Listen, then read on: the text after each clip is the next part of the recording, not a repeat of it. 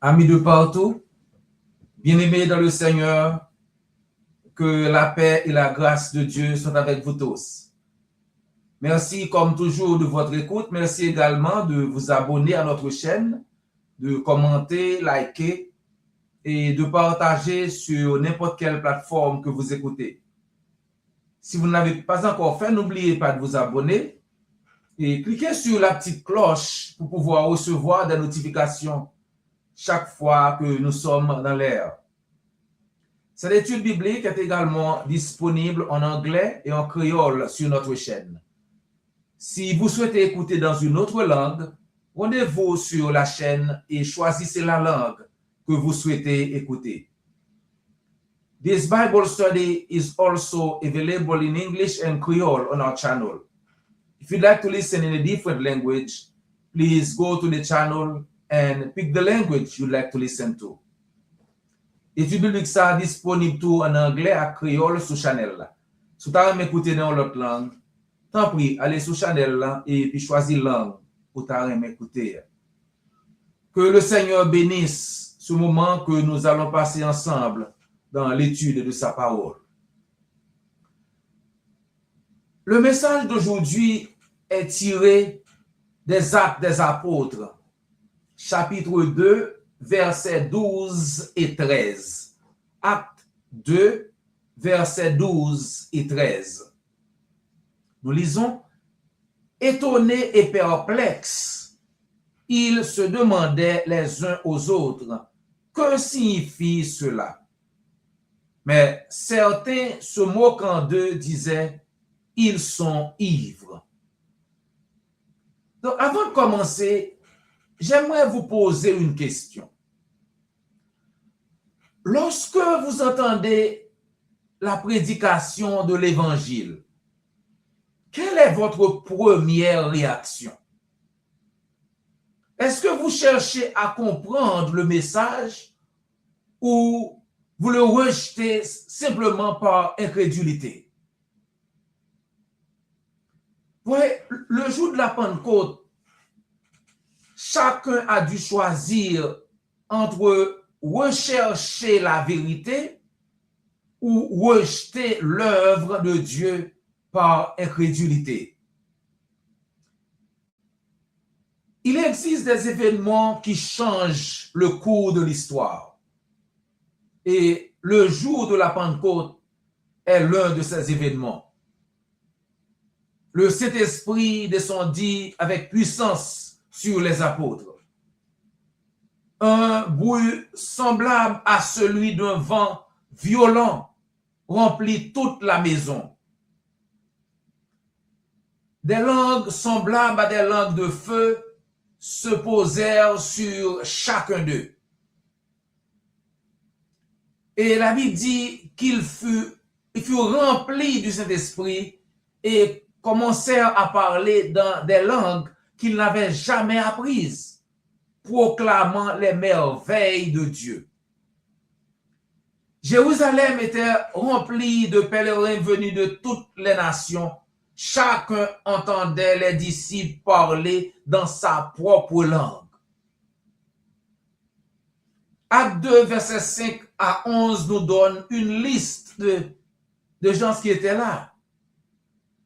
Des Juifs pieux de toutes les nations qui sont sous le ciel. Et il y avait là des Galiléens. Surprise, ils disaient, chacun les entendait de ses propres langues. Ils étaient tous dans l'étonnement. Et il y avait des Parthes, des Mèdes, des Élamites. Il y avait des gens qui habitaient la Mésopotamie, la Judée, la Cappadoce, le Pont, l'Asie, la Phrygie, la Pamphylie, l'Égypte. Il y avait beaucoup de gens qui parlaient plusieurs langues, alors que ils se demandent maintenant comment les entendons-nous dans notre propre langue, à chacun dans notre langue maternelle. Ils sont tous galiléens. Maintenant, ils n'ont pas entendu du charabia, mais des paroles dénuées de sens. Ils ont entendu leur propre langue. Donc, nous voyons ici une même expérience mais des réactions totalement différentes. Certains demandaient qu'est-ce que cela signifie. Nous les entendons parler notre langue maternelle. Ils parlent notre langue maternelle et ils sont des Galiléens. Et nous sommes plusieurs langues ici. Qu'est-ce que cela signifie? D'autres, par contre, se moquaient d'eux. Ils disaient, ah, ils sont ivres. Chers amis, aujourd'hui encore, rien n'a changé. Chaque fois que Dieu agit, les hommes se divisent entre deux groupes. Ceux qui cherchent la vérité et ceux qui rejettent l'œuvre de Dieu. L'œuvre de Dieu produit une sorte d'émerveillement chez les hommes. Ils étaient tous dans l'étonnement, profondément impressionnés, parce que c'était du jamais vu. La foule n'avait jamais rien vu de tel. Ces hommes savaient que les disciples étaient de simples Galiléens. Comment pouvaient-ils parler des langues des peuples venus des quatre coins du monde? C'était du jamais vu. Donc Dieu agit souvent d'une manière qui dépasse notre compréhension, chers amis. Dans toute la Bible, nous voyons Dieu accomplir des œuvres extraordinaires. Nous voyons Moïse devant le buisson ardent. Et rien ne brûle. Israël traversait la mer Rouge. Nous voyons Israël traverser la mer Rouge à pied sec. Élie faisant descendre le feu du ciel. Jésus ressuscitant Lazare. Et maintenant, la Pentecôte. Le Saint-Esprit est descendu. Les œuvres de Dieu dépassent toujours les limites de la raison humaine. Le prophète Ésaïe nous rappelle dans Ésaïe 55, versets 8 et 9, que les pensées de Dieu ne sont pas nos pensées et les voies de Dieu ne sont pas les nôtres. Il dit que mes pensées ne sont pas vos pensées et vos voix ne sont pas mes voix, dit l'Éternel. Ésaïe chapitre 55, versets 8 et 9. Lorsque Dieu agit, chers amis, dans notre vie, nous devons comprendre, essayer de comprendre exactement le message de Dieu. Notre première réaction ne devrait pas être le doute, mais l'adoration. Même lorsque nous ne comprenons pas ses voies, nous pouvons faire confiance à la sagesse de Dieu. Les cœurs sincères demandent de l'aide. Certains dans la foule ont posé cette question remarquable. Que signifie ceci? C'est une question très importante. Remarquez, ils ne demandèrent pas est-ce spectaculaire, est-ce émouvant, est-ce impressionnant, mais ils demandèrent plutôt quel est le message de Dieu, qu'est-ce que cela signifie. La Pentecôte n'était pas simplement une expérience extraordinaire.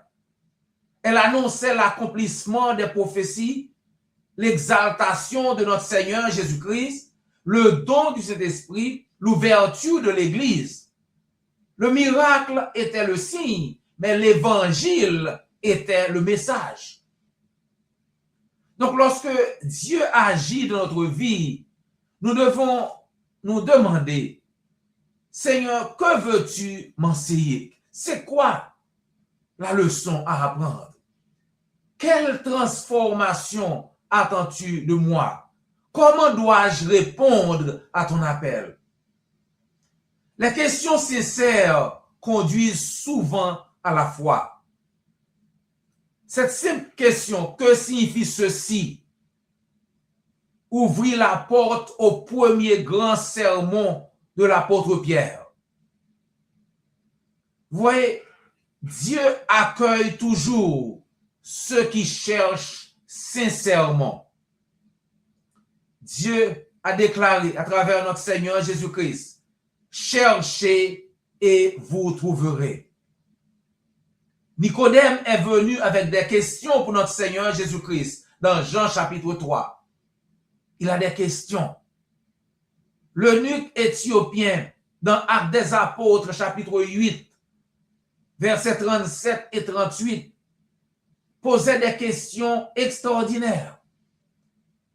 Parce que Philippe était en train d'étudier avec lui et lui faire comprendre la nécessité de se faire baptiser. Et maintenant, dans Actes des Apôtres, chapitre 8, verset 37, l'eunuque dit, voici de l'eau. Qu'est-ce qui m'empêche d'être baptisé? Voici de l'eau. Qu'est-ce qui m'empêche d'être baptisé? Il donna l'ordre d'arrêter le char. Tous deux, l'eunuque et Philippe, les deux descendirent dans l'eau et Philippe baptisa l'eunuque. Actes des Apôtres, chapitre 8, versets 37 et 38. Le geôlier de Philippe, dans Actes des Apôtres, chapitre 16, demanda à Paul et à Silas, que faut-il que je fasse pour être sauvé? Après avoir vu le miracle, après avoir vu ce qui s'est passé, que les apôtres étaient là, et que l'apôtre Paul était là, maintenant, le geôlier de Philippe pose la question, qu'est-ce que je dois faire pour être sauvé? Que faut-il faire? Actes des Apôtres, chapitre 16, verset 30. Et au verset 33, nous lisons aussitôt, lui et les siens furent baptisés. À cette heure même de la nuit, aux environs de minuit, il pose la question. Et aussitôt, lui et les siens furent baptisés. Acte 16, verset 33. Les questions honnêtes deviennent souvent le commencement de la foi. Dieu n'a jamais peur de nos interrogations sincères. Dieu préfère des chercheurs honnêtes à des cœurs fermés. L'incrédulité répond souvent par la moquerie. Comme nous voyons dans Actes des Apôtres, chapitre 2, au verset 13. Ils disent, ils sont ivres. D'autres se moquaient de ceux qui avaient le Saint-Esprit. Ne pouvant expliquer le miracle, certains inventèrent une explication naturelle. Ils sont ivres, disent-ils. Voyez, depuis toujours, l'incrédulité tente d'expliquer les œuvres de Dieu sans reconnaître Dieu. Après la résurrection de notre Seigneur Jésus-Christ, les autorités payaient une somme d'argent aux soldats et leur disant, si quelqu'un vous demande ce qui s'est passé, vous leur direz que les disciples ont volé le corps de Jésus. Oui, les disciples ont volé le corps. C'est la résurrection. Hein? Le jour de la Pentecôte, ne pouvons pas comprendre exactement ce qui se passe. Au lieu de poser la question, ils disent tout simplement, ils sont ivres. L'incrédulité préfère souvent ridiculiser ce qu'elle refuse d'examiner. Alors pourquoi certains se moquent-ils? Souvent à cause de l'orgueil, de la peur, de l'ignorance, de l'endurcissement du cœur. Car l'apôtre Paul écrit dans 1 Corinthiens chapitre 2 au verset 14, l'homme naturel ne reçoit pas les choses de l'Esprit de Dieu. Vous voyez, le même miracle, mais deux réactions opposées. Exactement le même événement Pourtant, deux groupes apparurent. Les uns dirent, que signifie ceci? Les autres, ils sont ivres. La différence ne venait pas des preuves, mais plutôt de l'état du cœur. Jésus l'avait déjà enseigné. Certains ont des yeux, mais ne voient pas. Certains ont des oreilles, mais n'entendent pas. Le cœur détermine notre manière de recevoir la vérité. Aujourd'hui encore, le même évangile produit des réactions différentes. Les uns se repentent, les autres se moquent. Notre réponse détermine notre destinée, chers amis. Dans Actes des Apôtres, chapitre 2, le même message fut prêché à tous. Environ 3000 personnes crurent et furent baptisées ce jour-là. Acte 2, verset 41. Ce jour-là, environ 3000 personnes furent baptisées. Et dans Acte 2, 47, nous lisons, le Seigneur ajoutait chaque jour à l'église ceux qui étaient sauvés. Donc, ceux qui étaient sauvés au jour le jour furent ajoutés à l'église de notre Seigneur Jésus-Christ. Acte 2, 47. La différence ne résidait pas dans leur intelligence, ni dans leur culture, chers amis.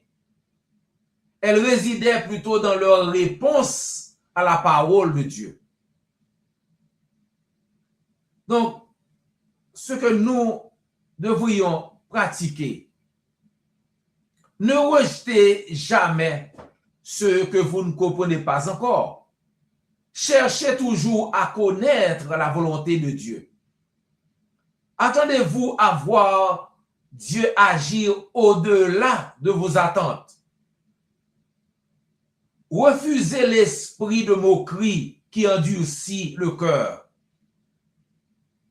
Que la prédication de l'évangile vous conduise toujours vers notre Seigneur Jésus-Christ.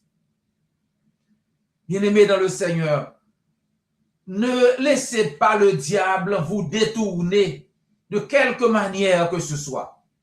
Mais demeurez fidèles jusqu'à la fin et vous aurez la vie éternelle promise par notre Seigneur Jésus-Christ. Et si vous n'avez pas encore obéi à l'évangile, alors ne vous moquez pas du plan de notre Seigneur Jésus-Christ. Obéissez de préférence à l'évangile afin que vous aussi, vous puissiez avoir la vie éternelle. Dans Marc 16, Marc chapitre 16 au verset 16, Jésus vous indique comment procéder. Là, il dit, celui qui croira et qui sera baptisé sera sauvé. Mais celui qui ne croira pas sera condamné. Est-ce que vous croyez? Si vous croyez et que vous voulez obéir à l'évangile, faites-le nous savoir. Ou bien, contactez l'église du Christ la plus proche et on se fera le plaisir de vous aider. N'oubliez pas de vous abonner, liker, commenter et de partager sur n'importe quelle plateforme que vous écoutez. C'est toujours un plaisir de passer quelques minutes avec vous dans l'étude de la parole de Dieu. Prière de nous rejoindre la prochaine fois pour une autre étude. D'ici là, que le Seigneur vous garde et vous bénisse. Bible study is also available in French and Creole on our channel. If you'd like to listen in a different language, please go to the channel and pick the language you'd like to listen to. Cette étude biblique est également disponible en français et en créole sur notre chaîne. Si vous voulez écouter dans une autre langue, allez sur la chaîne et choisissez la langue que vous voulez écouter. Étude biblique ça disponible tout en français et créole sur channel là. Si vous avez écouter dans une autre langue, tant pis, allez sur channel là et puis choisissez langue où vous avez écouter.